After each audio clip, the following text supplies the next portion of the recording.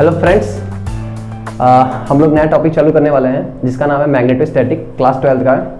ठीक है, तो मैग्नेटोस्टैटिक स्टार्ट करने से पहले कुछ चीज़ें हैं जो आपको आनी चाहिए। जैसे आपको क्रॉस प्रोडक्ट आना चाहिए, अगर नहीं भी आता है तो हम लोग आज इस वीडियो में सीखेंगे। ठीक है, आज के वीडियो का एम क्या होगा कि आपको किसी भी पॉइंट पर मैग्नेटिक फील्ड निकालनी आनी चाहिए। आज की वीडियो हम लोग यही सीखेंगे कि किसी भी पॉइंट पर कैसे मैग्नेटिक फील्ड निकालते हैं। ठीक है, और मैग्नेटिक फील्ड का जन्म कैसे हुआ ये सब आज हम लोग देखते हैं। ठीक है, तो हेलो फ्रेंड्स, मेरा नाम अवनीश। अब चालू करते हैं अपना वीडियो। देखिए, सबसे पहले की बात करते हैं हम लोग कि अगर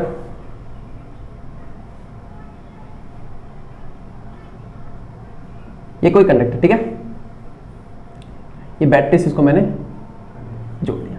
ठीक है, तो मुझे बताओ ये कंडक्टर चार्ज है कि अनचार्ज है? ये चार्ज है या फिर ये अनचार्ज है? आप लोग बताइए। चार्ज है। अच्छा, कैसे पता आप लोग को चार्ज है? ये क्या जितना इसके पास इलेक्ट्रॉन पहले थे क्या अब उससे ज्यादा है?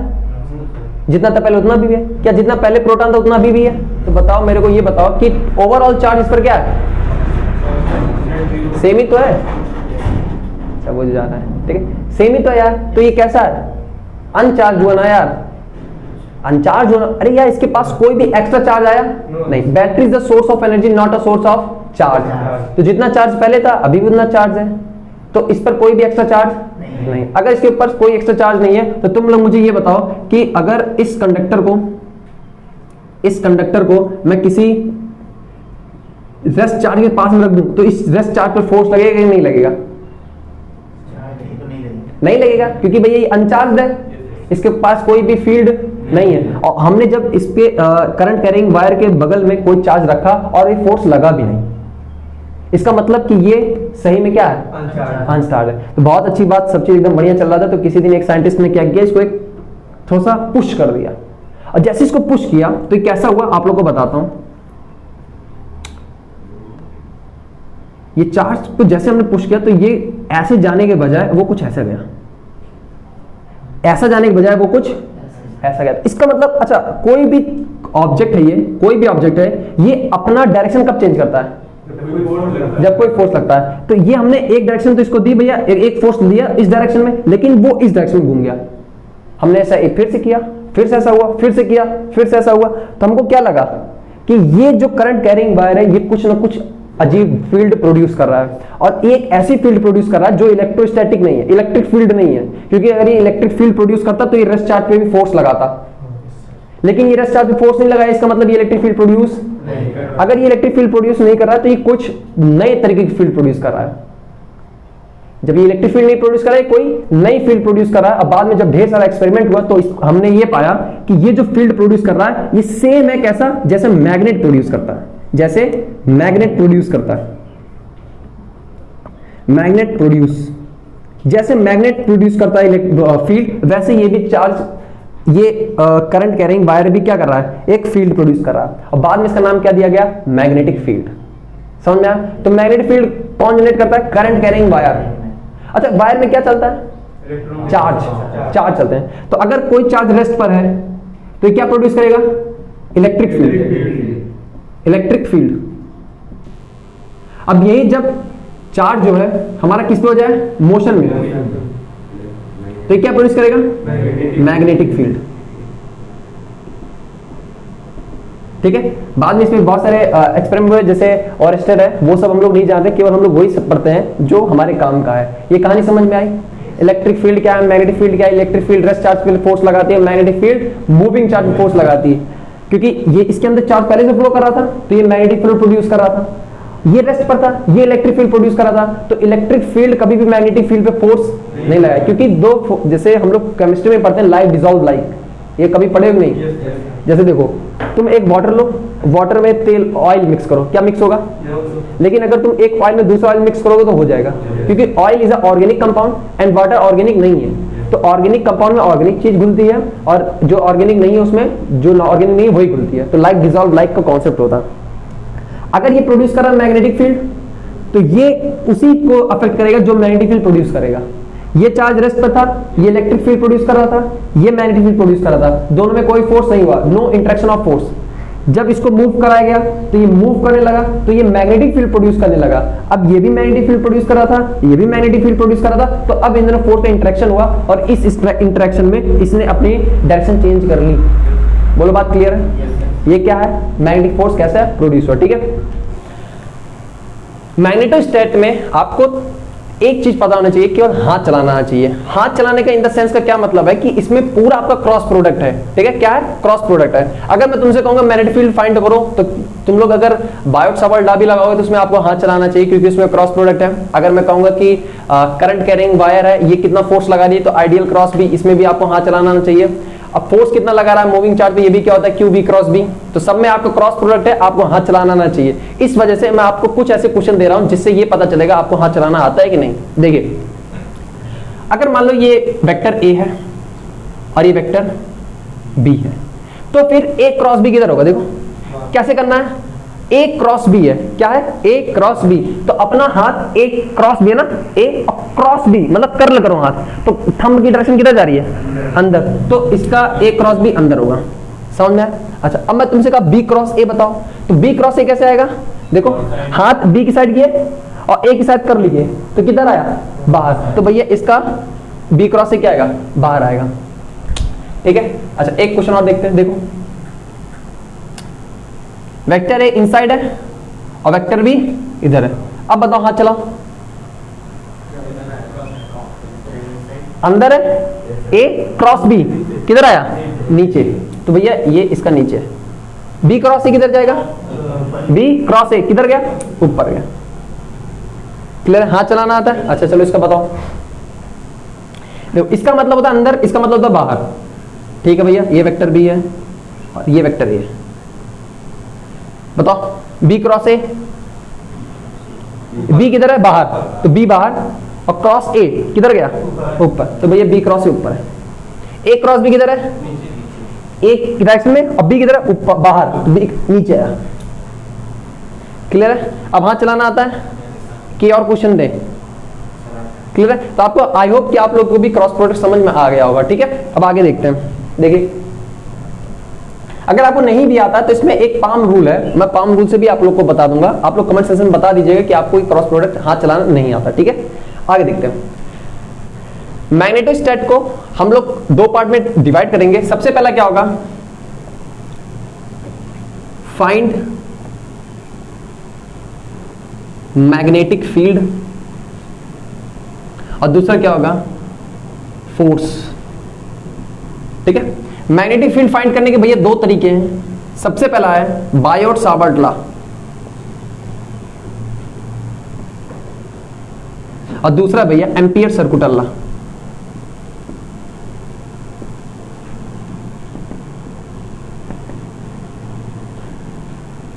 ठीक है, तो मैग्नेटोस्टैट को हम लोग दो पार्ट में डिवाइड करेंगे। सबसे पहला है find magnetic field. Magnetic field कितना है ये फाइंड करेंगे, और ये फोर्स कितना लगा रही है। मैग्नेटिक फील्ड है तो भैया एक फोर्स लगाएगा, और वो कितना फोर्स लगा रही है हम लोग दूसरे चैप्टर में पढ़ेंगे, इसी का दूसरा भाग।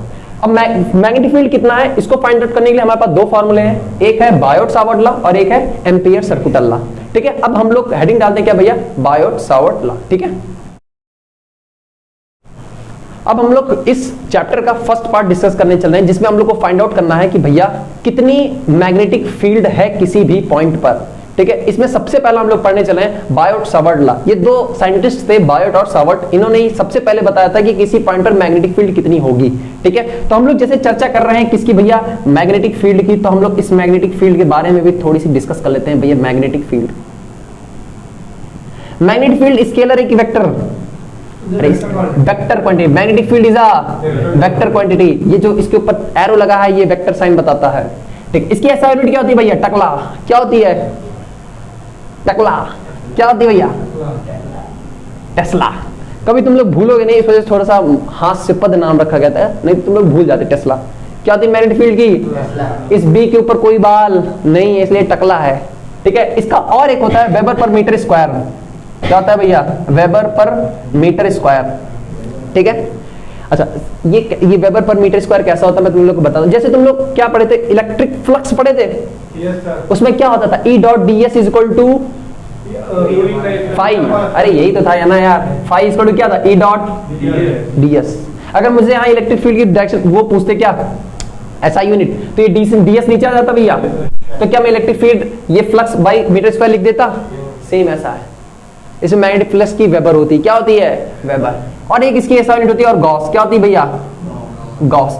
1 tesla is equal to 10 to the power 4 gauss होती है, 1 tesla is equal to 10 to the power 4 gauss होती है। क्या ये सारी याद हो जाए, कोई बुराई नहीं भैया। टेस्ला क्या होती है, tesla weber per metre square, 10 की पावर 4 गॉस, और मैग्नेटिक फील्ड की एसआई यूनिट क्या होती है टेस्ला, और डिनोट किससे करते हैं B. It is a vector quantity, तो वेक्टर क्वांटिटी है तो इसकी डायरेक्शन और मैग्नीट्यूड दोनों होगी। अब मुझे ये तुम लोग बताओ, cross product is a scalar quantity और vector quantity, cross product is a scalar quantity और वेक्टर क्वांटिटी।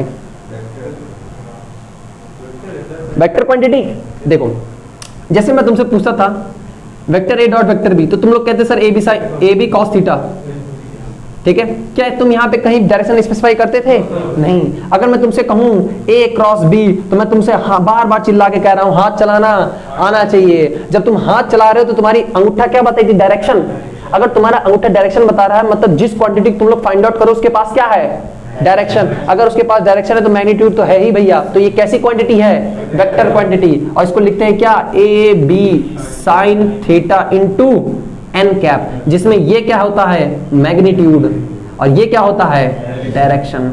डायरेक्शन कभी भी मुझे चाहिए तो मैं किसके पास जाऊंगा, यूनिट वेक्टर के पास। किसके पास, और यूनिट वेक्टर का फॉर्मूला क्या होता है भैया, वेक्टर के पास मैग्नीट्यूड और डायरेक्शन दोनों होता है। तो ये आर कैप की वैल्यू क्या आएगी, वेक्टर ओवर मॉड वेक्टर। और मॉड कैसे निकालते हैं भैया, चद्दर उड़ा करके। ये सभी चीज हमको रटी होनी चाहिए, ठीक है। आगे देखते हैं, ये सब तो पता होगा। आगे देखते हैं भैया, देखो हेडिंग डालिए आप, क्या बायोट सावर्ट लॉ।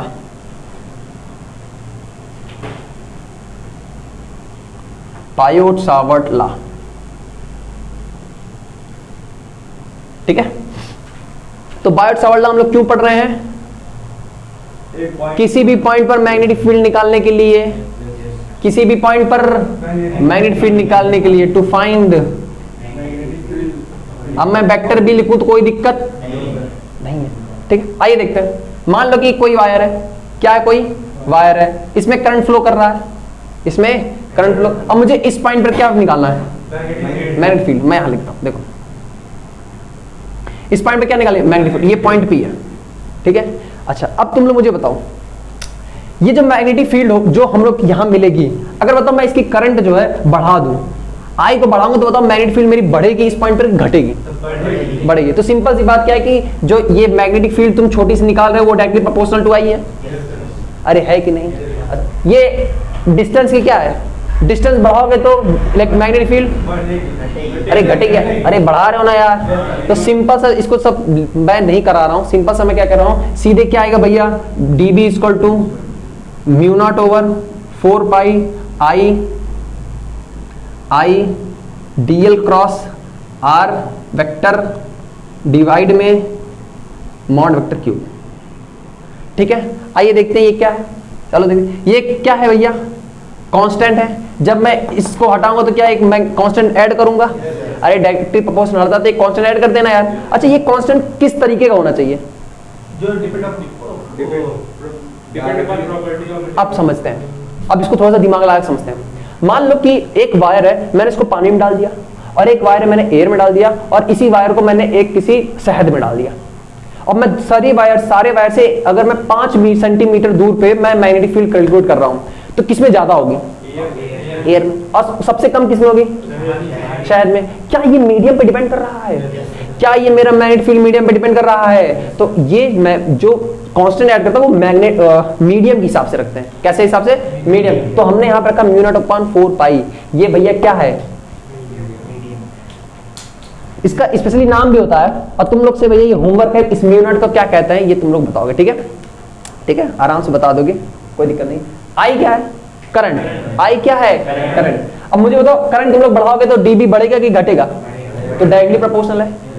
अच्छा, डीएल क्या है, डीएल आज देखते हैं, डीएल क्या है, बहुत अच्छी बात। डीएल है तुम्हारा लाइन एलिमेंट। क्या है, लाइन एलिमेंट। आइए देखते हैं, मान लो कि अगर एक छोटा सा मैं वायर लिया और इतनी दूर पर मैं मैग्नेटिक फील्ड निकाला, और और इसी की जगह मैं हल्का बड़ा वायर ले लिया, अब यहाँ पे इलेक्ट्रिक फील्ड निकाला, तो बताओ किसमें ज्यादा होगी मैग्नेटिक फील्ड? अगर मेरे मुंह से गलती से इलेक्ट्रिक फील्ड निकल जाए तो आप लोग मैग्नेटिक फील्ड समझिएगा, क्योंकि मैग्नेटिक स्टेट पढ़ रहे हैं, यहाँ इलेक्ट्रिक फील्ड कोई लेना देना नहीं है। किसमें ज्यादा होगा? बड़े वाले। क्या ये डायरेक्टली प्रोपोर्शनल टू डीएल है? क्या ये इनवर्सली प्रोपोर्शनल टू आर है? अच्छा, मैं इसको कैसे लिखा मैं तुम लोग को बता देता हूं। इस पर एक्चुअली क्या है ना, समझिए इस बात को, ये आर स्क्वायर ही था, ये आर स्क्वायर ही था, लेकिन ये मैग्नेटिक फील्ड एक क्या है? Vector quantity. कैसी क्वांटिटी है? तो इसकी एक डायरेक्शन होगी, मैंने कहा क्या है? Are cap. आर कैप क्या है भैया? आर कैप डायरेक्शन है, मैग्नेटिक फील्ड की डायरेक्शन है। तो अब हम लोगों को पता है कि आर कैप को हम लोग क्या लिख सकते हैं? Vector R over mod vector. तो ये मॉड, ये भी मॉड ही तो है, ये डिस्टेंस ही तो है, तो इसको मैंने मल्टीप्लाई करके आर क्यूब लिख दिया, और इसको मैंने क्या लिख दिया? अच्छा, अब ये भी देखते हैं, ये आर लिखा। सर क्रॉस प्रोडक्ट आपको कैसे पता निकालेंगे? कैसे पता कि क्रॉस प्रोडक्ट लगाएंगे? डायरेक्शन है, यस। तो बताओ क्या ये फॉर्मूला समझ में आया? ये रात के 2 बजे भी याद होना चाहिए। मैं फोन करके पूछूं तो ऐसे बता दो, mu naught upon 4 pi ideal cross R by mod R cube, ऐसे याद होना चाहिए, तभी भैया सवाल होगा। ये है क्या? Biot Savart law. डीबी क्या है? Magnetic field at a point R, magnetic field at a point R. ये क्या होगी? DB equal to mu naught upon 4 pi I DL cross R upon R cube. DL क्या है? Line element. अच्छा, DL एक vector quantity है, DL एक तो वेक्टर क्वांटिटी, तो इसकी डायरेक्शन भी होगी। तो डीएल हम किधर लेंगे? डीएल की डायरेक्शन क्या होगी? डीएल की डायरेक्शन करंट की डायरेक्शन में होगी। डीएल की डायरेक्शन करंट की डायरेक्शन होगी। डीएल की डायरेक्शन मैं लिख देता हूं भैया, की डायरेक्शन, डीएल की डायरेक्शन किधर होगी भैया? करंट की डायरेक्शन में, करंट की डायरेक्शन में। तो इसमें करंट किधर जा रहा है? ऊपर। तो डीएल किधर है भैया? ऊपर। अच्छा, ये आर क्या है? Distance between point and line. अच्छा, अब बताओ, मान लो अगर मैं यहां से निकालना चाहूं तो ये मेरा आर है। अरे यही तो डिस्टेंस है ना यार, यही तो। मैं तुमसे कहा कि व्हाट, सवाल ध्यान समझो, इधर देखो, what is the magnetic field at a point P due to this wire. तो तुम लोग कौन सा आर लिखोगे? यहाँ वाला, यहाँ वाला, यहाँ यहाँ यहाँ, कौन सा आर लिखोगे? Perpendicular. R is the perpendicular distance from the wire to the point where we have to calculated magnetic field. तो यहां पे लिख देते हैं R is perpendicular direction from wire, distance from wire to the point where we have to calculated magnetic field. जहां पे magnetic field calculate करने आगे जगह नहीं तो मैं नहीं लिख रहा हूं, इसके आगे क्या रहेगा? Where we have to calculated magnetic field. ये समझ में आया? ये फॉर्मूला एक बार सब लोग बोलो, mu naught upon 4 pi I DL cross R divide में मॉड आर का क्यूब। ठीक है, म्यू नॉट अपॉन 4 पाई एक कांस्टेंट है। क्या है? कांस्टेंट। तुम लोग को याद होगा हमने इलेक्ट्रिक फील्ड में भी क्या लिखा था फोर्स को? 1/4 pi epsilon naught Q1 Q2 by R square. ये क्या था? ये क्यों लगाया था? मीडियम पे था। क्या था भैया? इसको बोलते हैं क्या भैया? एप्सिलॉन नॉट क्या है? Permittivity of the free space, permittivity of the, इसको बोलते हैं परमिएबिलिटी। म्यू नॉट को क्या बोलते हैं? ये परमिटिविटी। इसकी वैल्यू क्या होती थी? इसकी वैल्यू क्या होती थी? 1/4 पाई एप्सिलॉन नॉट की वैल्यू 9 × 10 टू द पावर। इसकी क्या होती है? 10 टू द पावर -7। यहाँ पे म्यू नॉट ओवर 4 पाई की वैल्यू क्या होती है भैया? 10 to the power -7, 10 to the power -7। अब यहाँ पे बात आती है कि क्वेश्चन कभी पूछ ले म्यू नॉट की एसआई यूनिट बताओ, म्यू नॉट की एसआई यूनिट बताओ, तो हमको म्यू नॉट की एसआई यूनिट निकालना आना चाहिए। कैसे निकालेंगे आइए देखते हैं। ठीक है, आइए देखते हैं। चलो, बी का फॉर्मूला क्या है? B equal to mu naught over 4 pi I DL cross, cross product को मैं साइन थीटा लिख सकता हूं, डीएल साइन थीटा, अरे DL R sine theta divide में आर क्यूब। तो इस आर ने इस आर क्यूब को कैंसिल किया, आर स्क्वायर बन गया। अच्छा, डीएल क्या है? Line element. अच्छा, लाइन की एसआई यूनिट क्या होती है? मीटर। तो बताओ क्या ये मीटर है? ये क्या है? मीटर स्क्वायर है। तो इस मीटर ने इस मीटर स्क्वायर को कैंसिल आउट कर दिया तो बचा मीटर। म्यू नॉट निकालना है। अच्छा, बी की क्या होती है? मैग्नेटिक फील्ड की टकला टकला टेस्ला। ये मीटर ऊपर गया, ये आई करंट की एसआई यूनिट एम्पियर। एम्पियर तो नीचे एम्पियर आई तो मतलब एम्पियर इनवर्स। और 4 पाई तो कांस्टेंट ही है। साइन थीटा का कोई एसआई यूनिट होती नहीं है क्योंकि ये क्या डायमेंशनलेस है। तो हमारा म्यू नॉट की क्या आई एसआई यूनिट? टेस्ला मीटर पर एम्पियर। ये याद रह जाए, कोई बड़ी बात नहीं है, ठीक है। हमको निकालना आता है, इतना चीज याद नहीं करना है, हमको केवल वही चीज याद करना है जो याद करने के लिए कहा जाए। जैसे ये वाला formula dB = mu naught upon 4 pi ideal cross r upon में r क्यूब, ठीक है। अब आइए हम लोग फाइंड आउट करते हैं कि what is the magnetic field due to a finite wire. अब हम लोग फाइंड आउट करने चल रहे हैं कि what is the magnetic field due to a finite wire, ठीक है। फाइनाइट वायर पढ़ के तो हम लोग इनफाइनाइट वायर पे जाएंगे, तो फाइनाइट वायर का ही कॉन्सेप्ट यूज करके हम लोग इनफाइनाइट वायर को पढ़ेंगे। आइए देखते हैं। देखो ये कोई वायर है, ठीक है, ये फाइनाइट लेंथ है। कितनी लेंथ है? फाइनाइट। अब मुझे इस पॉइंट पर क्या निकालना है? Magnetic field. करंट ऐसे चल रही है, करंट ऐसे। तो पहले बताओ magnetic field is a vector quantity और स्केलर? Vector quantity. तो हमें अच्छा इसके द्वारा मैग्नेटिक फील्ड किधर होगी? इस पॉइंट के द्वारा बताओ,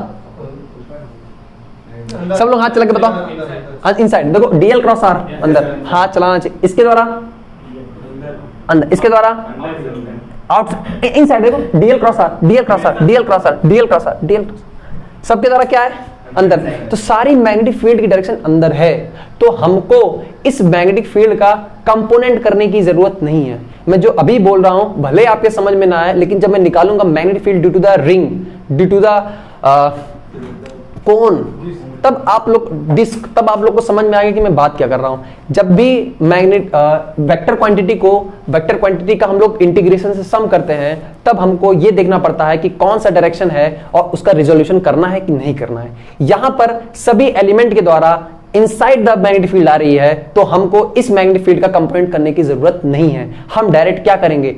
ऐड करते चले जाएंगे, ठीक है। आइए देखते हैं। सबके द्वारा अंदर है, सबके द्वारा अंदर है। अगर मैं यहां से मैग्नेटिक फील्ड निकालने की कोशिश करूं, यहां से मैग्नेटिक फील्ड निकालने की कोशिश करूं, तो मुझे बताओ यहां से ये आ रहा है, ये आ रहा है ना यार, और यहां से ये आ रहा है, यहां से। तो बताओ इस सेक्शन के लिए क्या हमेशा आर बदल रहा है? इस सेक्शन के लिए हमेशा आर बदल रहा है, तो आर बदल रहा है। अच्छा आइए देखते हैं। तो आर बदल रहा है तो कैसे भैया इसको सॉल्व करेंगे? हर पॉइंट छोटे छोटे सेगमेंट इसको तोड़ लेंगे, फिर उसका क्या कर देंगे? इंटीग्रेशन। तुमको ये पता होना चाहिए आर कंटिन्यूअसली चेंज हो रहा है। जब भी कोई चीज कंटिन्यूअसली चेंज करती है तो हम लोग कंटिन्यूअस फंक्शन यूज करते हैं। कंटिन्यूअस होता है डेरिवेटिव और इंटीग्रेशन तुम्हारा कंटिन्यूअस होते हैं। अगर ये डिस्क्रीट होता तो हमको ऐसे लिखते, देखो समेशन ऑफ डीबी, आप लोग को ये पता होगा, समेशन करते हैं, समेशन करते हैं, पता है। जब भी ये कंटिन्यूअस है तो हम क्या करेंगे? इंटीग्रेशन। कंटिन्यूअस है तो क्या करेंगे भैया? इंटीग्रेशन करने के लिए हमें इसको पहले छोटे छोटे भाग में तोड़ना पड़ेगा। आइए देखते हैं।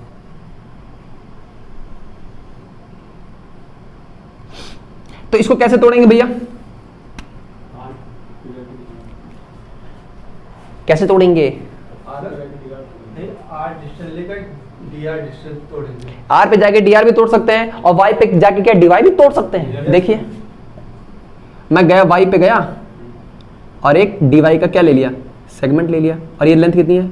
डीवाई। अच्छा सर ऐसे भी तोड़ सकते हैं? जी हाँ, ये हमारा आर है, और सॉरी थीटा पे जा करके डी थीटा को एक तोड़ सकते नहीं? थीटा पे जाके डी थीटा भी तोड़ सकते थे, और आर पे जाके डी आर भी तोड़ सकते थे। लेकिन एक बात को हम लोग थोड़ा ध्यान से देखेंगे। क्या देखेंगे? आइए देखते हैं।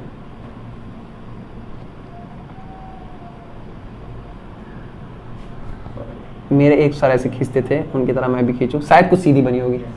मेरे सर खींचते थे ऐसे, ठीक है। हर पॉइंट भी निकालना है।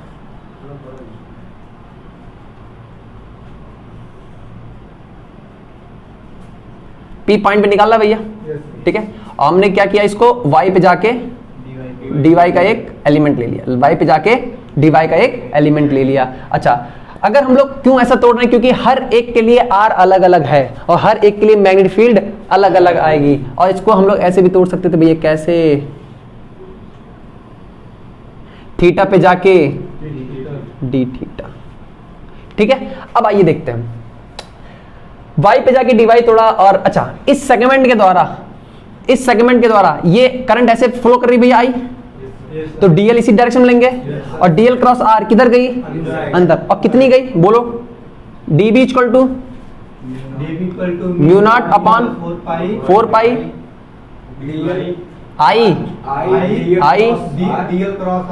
dl cross r dl cross या dl साइन थीटा, मैं लिख देता हूं dl एक साइन थीटा डिवाइड में r स्क्वायर। देखो इसका फॉर्मूला यही तो होता है भैया, db equal to mu naught upon 4 pi I dl cross r divide में r स्क्वायर, यही तो सॉरी r क्यूब होता है ना भैया, यही तो होता है। अगर हम लोग क्रॉस प्रोडक्ट हटा रहे हैं तो क्या लिखेंगे, dr साइन थीटा तो लिखेंगे भैया, a क्रॉस b का क्या होता है, ab साइन थीटा, तो dl क्रॉस r का क्या होगा, dl r साइन थीटा, तो यही तो गया भैया dl r साइन थीटा ना भाई, और r ने r को कैंसिल कर दिया, तो बचा कितना, यही तो लिखा है भैया। अरे हाँ ना बोलो, आइए देखते हैं। अब तुम लोग मुझे ये बताओ, आइए देखते हैं। देखो ये थीटा, ये 90, ये कितना 90 माइनस थीटा, ये कितना 90 माइनस थीटा। अच्छा ये साइन थीटा क्या होता है, थीटा क्या है, एंगल बिटवीन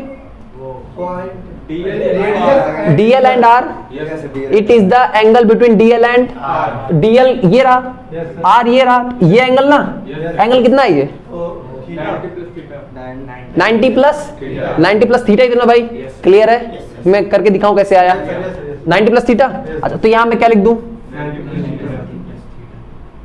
90 प्लस थीटा। अच्छा क्लियर है। अच्छा अब देखो ये r सबके लिए अलग अलग है, सेम है, तो इस r को भी मैं थीटा के रिस्पेक्ट, देखो यहाँ पे थीटा चेंज हो रहा है कि नहीं, देखो यहाँ पे थीटा, फिर यहाँ पे थीटा, क्या r भी चेंज हो रहा है, क्या थीटा भी चेंज हो रहा है, लेकिन इंटीग्रेशन तो हम किसी एक के रिस्पेक्ट में कर सकते हैं, तो हमें या तो r को थीटा में चेंज करना पड़ेगा, तो थीटा को, लेकिन r को थीटा में चेंज करना बहुत आसान है। देखिए कैसे, मान लो ये दूरी डायरेक्ट, ये मान लो कि स्मॉल d है, ठीक है, तो मुझे ये बताओ tan थीटा कितना होगा, y बाई डी। अच्छा तो यहाँ पे dl क्या था भैया, dl क्या है हमारा, dy है, dl क्या है भैया, dy, तो यहाँ से y ये है ना, तो ये d थीटा लिखा, ये d लिखा ना, d ना, तो मुझे बताओ dy की वैल्यू कितनी है, dy बोलो, dy, अच्छा यहाँ से dy कैसे आएगा, इसको डिफरेंशिएट करके, तो डिफरेंशिएट करो,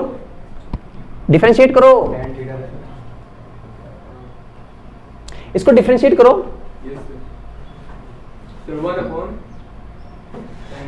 tan थीटा का differentiation sec square theta, y का dy और d एज इट इज, तो d की वैल्यू कितनी आई, dy की वैल्यू कितनी आई,